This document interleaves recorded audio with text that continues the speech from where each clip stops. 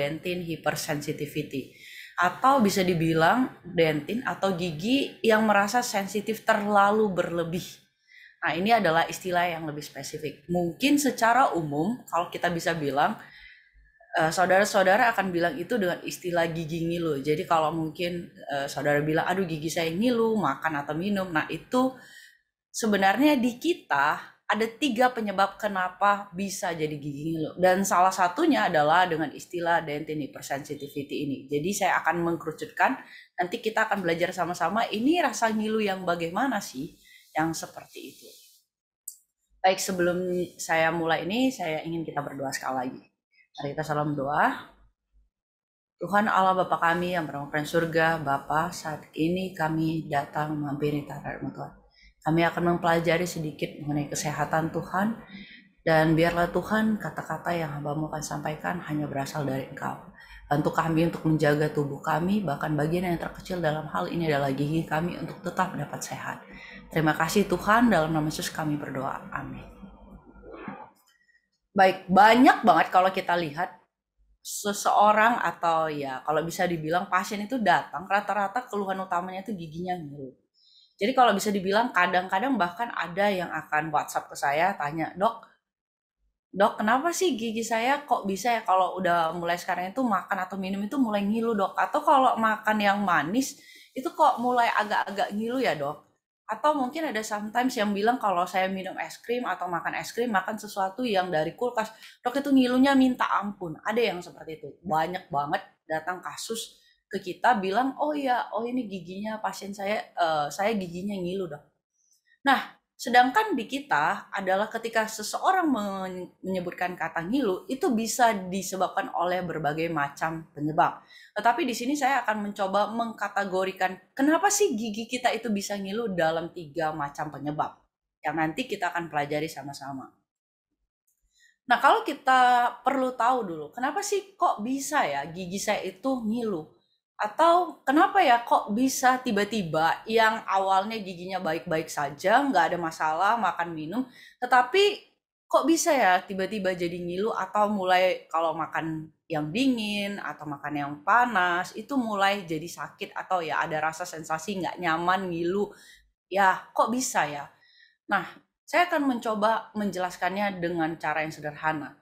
Nah, kalau kita lihat gigi kita yang 1 biji ini, kalau kita bagi ya, kita belah sampai dalamnya, sebenarnya itu ada 3 lapisan di dalam gigi kita. Jadi yang lapisan putih yang saudara lihat itu yang kita sebut dengan enamel atau email. Nah, itu adalah lapisan yang paling depan yang umum dan selalu dilihat oleh umum ketika kita tersenyum, ketika kita lagi berbicara kepada seseorang. Nah, lapisan yang terlihat adalah lapisan yang paling luar. Nah, di bawahnya itu ada satu lapisan lagi, ada lapisan yang kedua yang dinamakan dentin. Dan yang terakhir ada yang paling dalam, yang paling tidak terlihat, itu kita sebut dengan lapisan pulpa. Nah, apa signifikan dari hal ini? Di bagian lapisan yang kita lihat kalau kita tersenyum ini, sebenarnya ini struktur yang keras. Jadi benar-benar istilah kita struktur yang keras banget. Lebih, kalau ada istilah ya padat gitu. Di sini nggak ada sama sekali persyarafan. Jadi kalau misalnya saudara kena atau sesuatu ada terjadi di sini, ini sebenarnya nggak ada rasa apapun, nggak ada rasa di bagian luar. Nah, di lapisan yang kedua ini tidak sekeras lapisan yang pertama. Dia agak sedikit lebih lunak. Nah, di lapisan kedua ini ada sedikit saraf. Kenapa? Karena kalau kita lihat dia terhubung dengan lapisan yang ketiga. Nah, di lapisan ketiga inilah isinya semua persyarafan dan pembuluh darah kita. Jadi sebenarnya umumnya normalnya sebuah gigi itu lapisan yang keduanya ini akan terselubung dan tidak berkontak sama sekali dengan apapun yang terjadi di dalam rongga mulut. Jadi pada lapisan luarnya, karena ada lapisan luar yaitu lapisan yang pertama emal yang begitu keras dan tidak punya saraf. Oleh karena itulah makanya umumnya kalau normal gigi itu dia nggak akan sakit kalau kena makan atau minum dan lain-lain. Karena di lapisan kedua lah mulai ada sedikit persyarafan karena terhubung dengan lapisan ketiga. Jadi di lapisan kedua ini harusnya normalnya tidak berkontak sama sekali dengan sesuatu baik air ludah mulut, makan dan minum kita itu seharusnya tidak berkontak. Nah, apa sih yang ada di lapisan kedua? Ini kalau kita perbesar ya di lapisan yang kedua. Kenapa kok bisa ada sedikit saraf? Nah, kalau saudara lihat yang warna biru itu yang ada seperti corong. Jadi di lapisan kedua kita ini ada corong yang akan sedikit membesar ke arah saraf. Jadi ada apa di dalam corongnya? Ada cairan yang bergerak dari arah luar ke dalam. Jadi ketika lapisan kedua ini terbuka, kalau kita mungkin ingat belajar IPA, ada pergeseran cairan dari tekanan tinggi ke tekanan rendah. Itulah yang terjadi ketika saudara makan atau minum yang panas atau dingin, terjadi pergeseran atau gerakan dari cairan yang ada di dalam lapisan yang kedua, yang mana dia akan membawa itu ke lapisan ketiga, sehingga ini jadinya respon yang dihasilkan adalah ngilu. Nah, inilah yang terjadi ketika kalau saudara bisa bilang ngilu. Yang mana semakin dekat, kalau kita lihat kan semakin dekat dengan lapisan yang ketiga, dia semakin lebar. Nah, rasa sakit ngilu ini semakin hebat dan berubah menjadi rasa sakit. Jadi kalau mungkin di atas karena hanya pergeseran, hanya agak jauh dari saraf, jadi kita kayak cuma rasa aduh ngilu ya mulai makan dan minum. Dan kalau semakin dekat itulah yang kadang-kadang mulai saudara akan rasakan sakitnya mulai bertambah hebat kalau makan atau minum. Jadi dari hal ini apa yang mau saya sampaikan? Ketika saudara bilang kepada kita atau kepada saya sebagai seorang dokter, dok gigi saya ngilu atau sudah mulai sedikit nggak enak, nggak nyaman. Pada saat itu seorang dokter akan tahu hal yang terjadi di dalam gigi adalah sudah hilang lapisan yang pertama. Jadi pada saat saudara bilang gigi saya ngilu, kami sebagai seorang dokter atau ya seorang dokter gigi akan tahu, oh berarti lapisan yang pertama ada sesuatu yang terjadi, ada sesuatu yang menyebabkan lapisan pertama itu hilang. Sehingga terbuka lapisan kedua yang mana ini akan menyebabkan rasa ngilu atau istilahnya menginisiasi, mengawali rasa sakit atau rasa ngilu di dalam seorang pasien. Jadi dari hal ini mungkin saudara ketika saudara bilang gigi saudara sakit, saudara pun sudah bisa tahu sekarang bahwa oh ada gigi atau ada lapisan pertama yang harusnya tidak ada rasa yang sudah hilang. Nah, itulah yang terjadi. Nah, kalau begitu, kira-kira kenapa sih kita bisa hilang lapisan pertama? Atau kenapa sih gigi itu atau lapisan pertama itu hilang dan akhirnya jadi ngilu di saya? Apa yang bisa menyebabkan hal itu? Nah, saya mencoba mengkategorikannya dalam 3 kategori. Walaupun mungkin ada kategori yang keempat yang kategori lain-lain. Nah, yang pertama dan paling sering terjadi itu disebabkan oleh karena lubang. Kalau kita tahu bahwa kadang-kadang lubang itu begitu dalam sehingga itu udah masuk sampai lapisan kedua. Jadi istilahnya lapisan pertama itu kebuka dan akhirnya lapisan kedua terbuka. Lapisan pertama dihancurkan oleh bakteri yang mana terakhirnya membuka lapisan kedua. Nah, inilah alasan kenapa kalau kadang-kadang saudara punya belum terlalu dalam ya lubangnya, itu mulai rasa awal-awalnya itu kalau masih sedikit-sedikit itu cuma kayak ngilu-ngilu dikit, makan minum nggak nyaman dan lain-lain. Karena kenapa? Masih di bagian atas dan rasa ngilu itu masih ada. Nah, kategori pertama adalah karena lubang atau cavity dalam istilah kita. Kategori kedua adalah kategori non lubang atau bukan karena lubang. Jadi bisa saja gigi ini lapisan pertama terbuka oleh karena bukan karena adanya lubang atau bakteri yang menghancurkan lapisan pertama. Nanti kita akan lihat kenapa, bagaimana caranya. Dan yang ketiga yang paling lumayan sering juga adalah oleh karena masalah gusi. Misalnya kalau saudara punya karang gigi atau mungkin karang giginya terlalu hebat, jadi dia menghancurkan tulang gigi dan akhirnya gigi saudara akan terlihat lebih panjang. Atau bisa juga karena tarikan daripada kawat gigi yang terlalu kuat sehingga kadang-kadang itu mengakibatkan penurunan pada daerah gusi juga. Dan mungkin yang lain-lainnya itu kadang-kadang kalau tambelan saudara terlepas, kemudian juga bisa ada fraktur atau chipping pada saat kita makan sesuatu dan gigi itu sompel, nah sehingga menyebabkan lapisan kedua terbuka. Ya ada banyak hal lah selain itu. Nah, kita lihat yang non lubang itu contohnya apa? Nah, ini lumayan sering banget kita temukan di pasien. Ini terjadi sekitar 45 sampai 55% alasan kenapa seseorang datang ke dokter gigi oleh karena giginya ngilu. Ini terjadi di daerah sekitar gusi saudara. Jadi mungkin kalau gusinya kadang-kadang agak ada seperti ini, kalau yang di gambar yang pertama ini bahkan kalau kita lihat yang paling dekat dengan kita itu udah hampir terbuka hampir sampai ke lapisan ketiga. Sebenarnya alasan sama. Alasannya ini simpel banget. Ini kita kategorikan dengan nama abrasi atau trauma yang terjadi oleh karena gerakan. Biasanya gerakan apa? simpel, gerakan sikat gigi. Jadi gerakan sikat gigi yang salah dan berlebihan lah yang menyebabkan hilangnya lapisan yang paling pertama ini. Karena di dekat gusi ini lapisan yang pertama ini tipis doang. Jadi semakin dekat ke gusi, lapisan yang pertama ini hanya tipis yang ada di situ. Jadi yang paling gampang hancur itu biasanya dekat gusi. Oleh karena itu, gerakan sikat gigi biasanya yang salah akan dapat menyebabkan hal ini dan akhirnya pasien itu akan datang dengan keluhan ngilu-ngilu. Padahal kalau kita lihat, dok gigi saya tuh baik-baik aja, nggak ada lubang, nggak ada apa-apa. Kenapa ya dok gigi saya mulai ngilu? Nah bisa terjadi oleh karena hal ini. Jadi oleh karena sikat gigi, jadi terbuka lapisan yang pertama dekat daerah gusi. Nah alasan yang kedua juga bisa terjadi, ini yang bukan lubang juga. Ini kita kategorikan dengan kata namanya adalah erosi. Ya, ini mungkin di bagian atas dan di bagian depan. Ini karena apa? Ini biasanya karena asam zat makanan, asam yang berlebihan di dalam mulut. Jadi kalau saudara-saudara tahu, kadang-kadang makan asam yang berlebihan atau soda, minuman atau makanan bersoda dikategorikan dengan bisa menyebabkan dengan hal seperti ini. Atau kadang-kadang pada orang yang penderita GERD, jadi asam lambungnya naik biasanya, sehingga mulut itu dalam kondisi asam, sehingga mengakibatkan kehancuran pada lapisan pertama pada gigi. Nah ini kita sebut dengan nama erosi. Jadi ini juga bisa mengakibatkan lapisan yang kedua terbuka. Jadi sebenarnya yang kedua ini juga lebih karena pola hidup kita atau cara makan, makanan yang terlalu asam, makanan yang tinggi asam tapi kaya dengan gula itu juga mengakibatkan hal ini seperti minuman bersoda seperti itu yang mengandung soda. Nah, ini yang kategori kedua. Nah, yang ketiga yang kita kategorikan dengan tidak ada lubang tapi bisa juga terbuka, ini adalah yang ketiga, atrisi. Atrisi ini bagaimana? Ini mungkin kalau saudara, suami saudara atau istri saudara atau mungkin teman ketika tidur bareng kita dan dia seperti tidurnya menggerinding gini atas sama bawah dan berisik. Nah itu kita kategorikan bruxism yang mengakibatkan terjadinya kayak terpapasnya bagian atas dan bawah gigi. Ini juga biasanya kalau pada rasa sakit yang berlebihan biasanya kita sampai gigit atas dan bawah sampai bergerem meletup. Nah ini bisa mengakibatkan rasa dan ini mengakibatkan lapisan keduanya juga terbuka. Jadi bisa mengakibatkan rasa ngilu.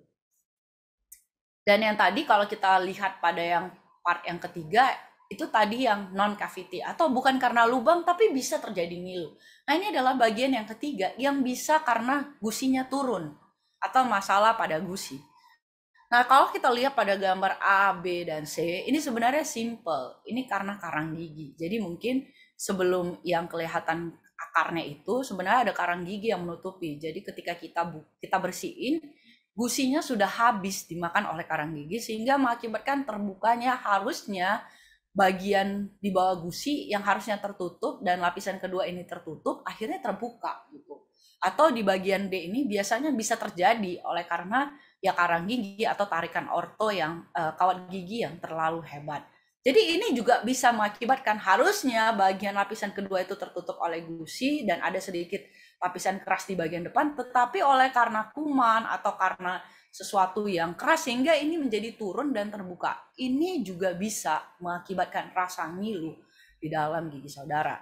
Jadi kalau kita lihat sebenarnya ketika seseorang pasien itu datang kepada kita, kita bisa tahu bahwa kenapa alasan kadang-kadang dokter giginya itu mau lihat dulu. Kenapa sih masalahnya? Karena ketika saudara bilang gigi saudara ada ngilu dan lain-lain, kita harus tahu dulu penyebabnya itu yang pertama apa. Kenapa? Karena lubang kah?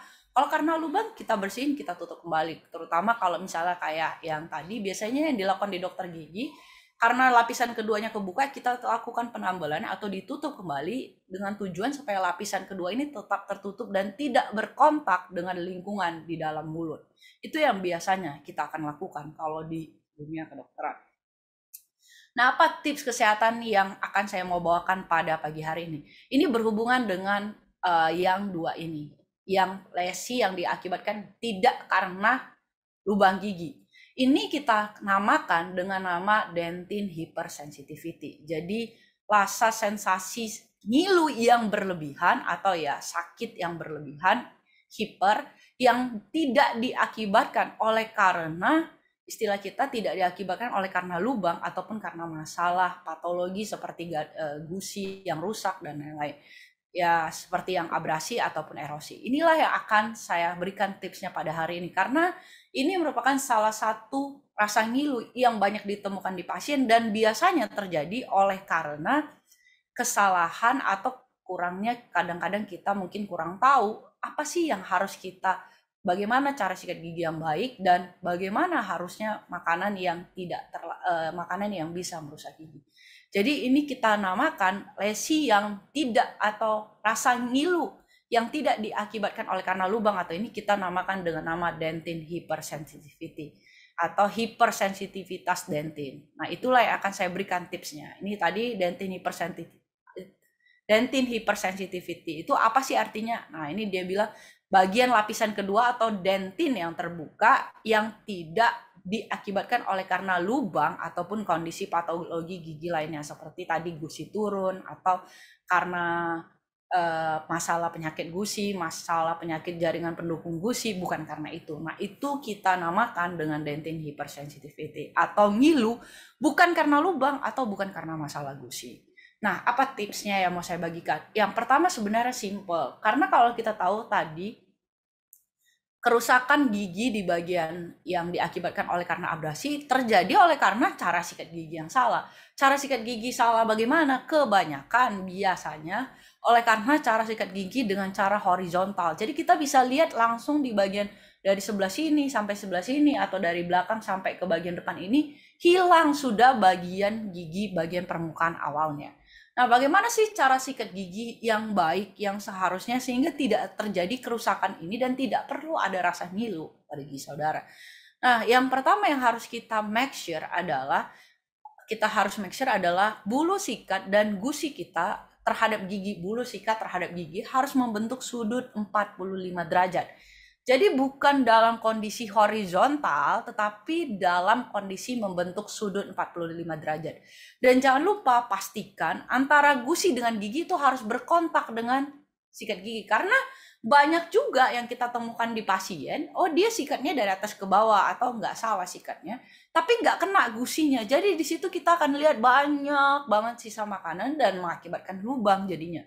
Jadi hal pertama kita harus pastikan bahwa antara gusi dengan gigi harus berkontak dengan pasta gigi. Jadi membentuk sudut 45 derajat, ini dimasukkan ke bawah gusi sedikit aja pelan. Jadi kemudian ditarik ke arah bawah. Jadi bukan horizontal, tapi ditarik ke arah bawah. Jadi dari atas membentuk sudut ditarik ke arah bawah. Nah, itulah hal di gambar nomor 1 yang harus kita pastikan. Kita harus pastikan gusi dan gigi berkontak membentuk sudut 45 derajat dan ditarik ke arah bawah. Ya, kalau dari gigi atas yang disikat, jadi ditarik ke arah bawah kalau dari atas, kalau dari gigi bawah ditarik ke arah atas. Jadi kita harus pastikan itu harus berkontak dengan gusi bentuk sudut 45 derajat. Yang kedua itu dia kasih tahu bahwa kalau seandainya sebuah sikat kita, satu sikat gigi kita hanya bisa mencapai 2 sampai 3 gigi saja. Jadi kadang-kadang kalau kita sikat dari atas langsung ke depan itu enggak kesikat semuanya. Karena satu bulu sikat kita hanya bisa menyikat sekitar 2 sampai 3 gigi saja. Jadi kita harus make sure setelah istilahnya dari belakang balik maju ke depan satu, maju ke depan, dan kita harus dalam bentuk gerakan ke bawah atau atas bawah. Nah, kemudian setelah bagian depan kita semua selesai, jangan lupa sikat bagian dalam. Di nomor 3 itu kita bisa lihat bahwa sama bentuk sudut 45 derajat, jangan lupa kena ke daerah gusi aja, tapi ringan ya, bukan dipaksa gitu. Nggak, ringan saja, dibawa naik ke arah atas kalau gusi bawah, kalau dari atas ya. Dan jangan lupa sikat juga bagian depan dekat gigi kita, karena itu banyak banget sering terjadi karang. Nah, kalau di gambar nomor 4 ini kita lihat bahwa satu sikat gigi kita itu hanya bisa menyikat sekitar 1 gigi. Jadi kalau di bagian bawah sini jangan buru-buru.